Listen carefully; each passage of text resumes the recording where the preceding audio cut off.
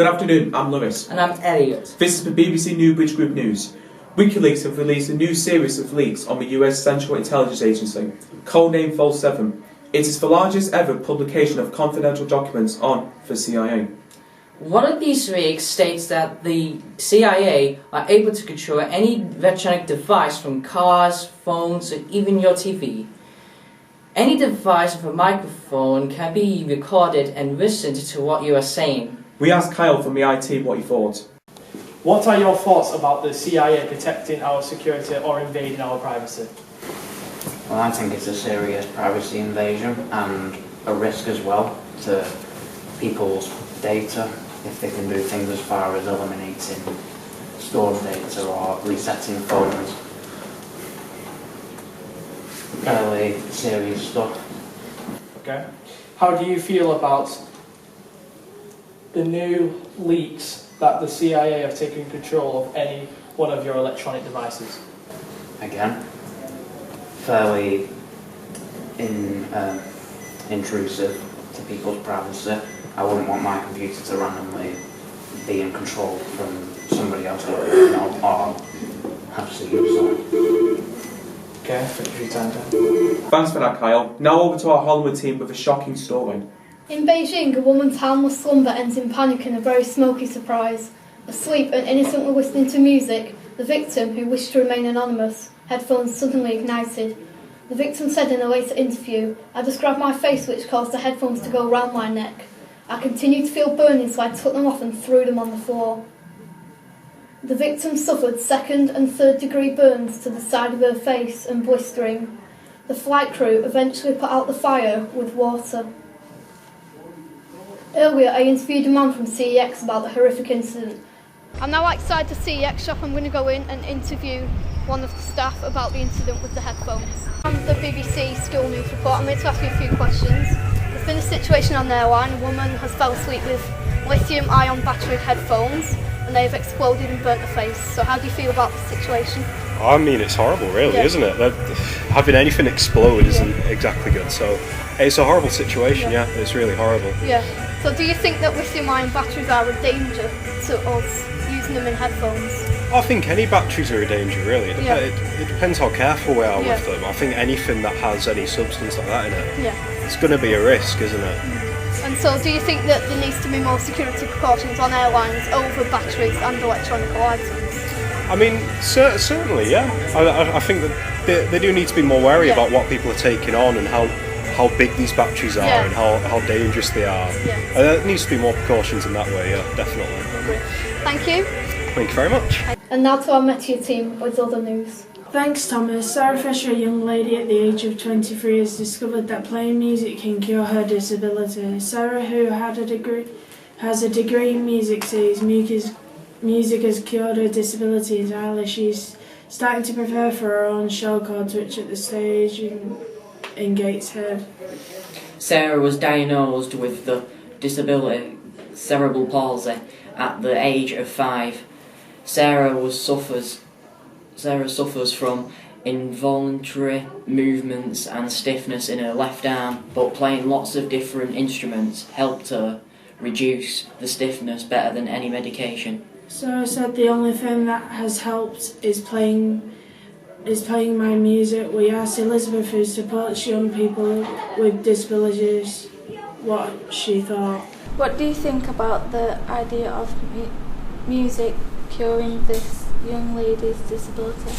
I think that the idea of music curing this lady's young disability is absolutely amazing. She's obviously become a very accomplished musician, and her cerebral palsy has not got in the way of that.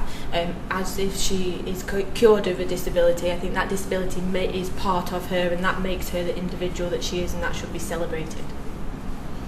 Do you think it would help everyone, and if yes or no, can you explain why? I think music can help everybody through learning an instrument for focus and for performing and being confident in front of people, and then also for a therapeutic service that everybody can access. Thanks, Abigail. And now for a sweeter story. The world's largest Jaffa cake has been made in Great Britain by Francis Quinn, the former winner of the Great British Bake Off broke the world record by a whopping 1.2 metres. The normal size of Jaffa cake we all know and love is only 7 centimetres, but what do you think about the new world's largest Jaffa cake? We asked the members of the public what they thought. How do you feel about Jaffa cakes? I absolutely love Jaffa cakes. They're amazing. One of my favourites. And what do you enjoy the world's largest Jaffa cake? Oh, I'd enjoy that very much. Yes. Yeah. How big is it? It's about 124 centimetres. Sounds like a dream come true, that, Matthew. Yeah. And what would be the perfect Jaffa cake? Perfect Jaffa cake could be mint, but with, you know, like the sugary bit that you get in a Viscount biscuit. Yeah. Yeah, with that on top instead of the jelly, and the milk chocolate. That'd be perfect. Yeah. And what would you like to make? What would you like to make the world's largest Jaffa cake? I would love to make the world's largest Jaffa cake. Yes. Jose, how do you feel about Jaffa cakes? I feel really happy. I really like Jaffa cakes because I know they contain too much sugar, but my mum has to buy me some mouthwash afterwards. What do you enjoy the world's largest Jaffa cake? Yes, I would. And what will be the perfect Jaffa cake? Well, I like the mint ones the best. And would you like to make the world's largest Jaffa cake? Yeah. Thank you very much. Jaffa cake. I always found it confusing that people have this debate. Is it a biscuit or is it a cake? That's the same question. And what do you enjoy the world's largest Jaffa cake? I'd love to have the world's largest Jaffa cake. It's great to share with all my friends and family and my class at Newbridge. And what would be the perfect Jaffa cake? I think the perfect Jaffa cake would be dark chocolate with mint and a lime marmalade. And the last bit is, what do you like to make the world's largest Jaffa cake? Not really, no. I'm not that good at baking. Well, thank you very much. How do you feel about Jaffa cakes? Well, I'm not a massive fan, Matthew, in fairness. If I want a cake, I want a slab of chocolate cake rather than a Jaffa cake. Yeah, and what do you enjoy the world's largest Jaffa cake? I think it'd be fun to try and make it, but I wouldn't particularly want to taste it. Yeah, that explains it. And what would be the perfect Jaffa cake? Maybe a cake that would look like a cake rather than a biscuit. A Jaffa cake to me is more of a biscuit, isn't it? If I'm having cake, I want a slab of cake rather than a biscuit shape. And would you like to make the world's largest Jaffa cake? I'd like to help. I'd like to do the mixing and put it in the trays and all the rest of it, but I don't know whether that'd be very good or whether it would taste particularly good. Thank you very much, sir. You're welcome. Back to the studio. Thanks, Matthew. Now over to Cameron with the sports. Last night it was a dramatic night in the Champions League. Man City crashed out by losing 3-1 to the French team Monaco. This is the first time Pep Guardiola has been knocked out of the competition before the quarterfinals. Man City fans who have spent hundreds of millions was to see the loss of the huge failure. Losers. We asked some footballer fans what they thought. What did you think of last night's game? I want to see the English teams do well, but I'm not a big fan of City, so it didn't really bother me too much.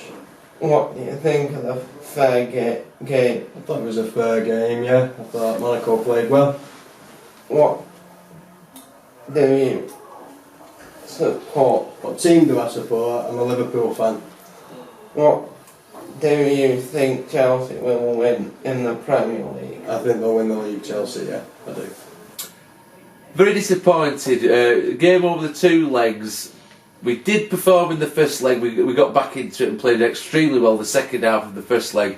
We let ourselves down in both first halves of each leg. So yesterday, it was ours to lose. We should have gone out really because we do. We go out and attack, and try and get the early goal, put it to bed. But unfortunately, in the first half, we didn't do that at all. Did you think it was a fair game? Yeah, it was a fair game. I mean, the 14 penalty chances that we could have had, a few bad decisions by the ref. They could have had at least 4 men sent off. But apart from that, I suppose it's a fair game. What team do you support? I mean, as you can tell, it's not that I'm angry about last night one bit, but yes, I'm a Manchester City fan. Do you think Chelsea will win in the Premier League? I think they're in a strong position at this moment in time. I can't see many people challenging them. There's only going to be one team that will challenge, no doubt, with the mighty Blues. But yeah, I think we've left it a bit too late to win the Premier League, but there's still a few games to go. And bring on this weekend where we will obviously destroy Liverpool. Hello, Joshua here, and good afternoon. Now, this weekend is going to be a wet weather for the next few days. The rest of the day is going to be dull and damp. Might be a few spots of rain. Temperatures today will be 9 degrees Celsius. Onto the evening and tonight, skies will clear out for the next few hours, and then the clouds will come again. And there might be a chance of rain for tonight. Lows for tonight will be 3 degrees centigrade. Tomorrow sunrise will be up at 6:19 and it sets at 6:16. Tomorrow is going to be a rainy day, turning heavy on the hills. There may be a few dries includes at times, but it might be cloudy. Temperatures tomorrow will be 7 degrees Celsius, turning a tiny bit cooler. That's all the weather. I hope you see you next time. Bye-bye.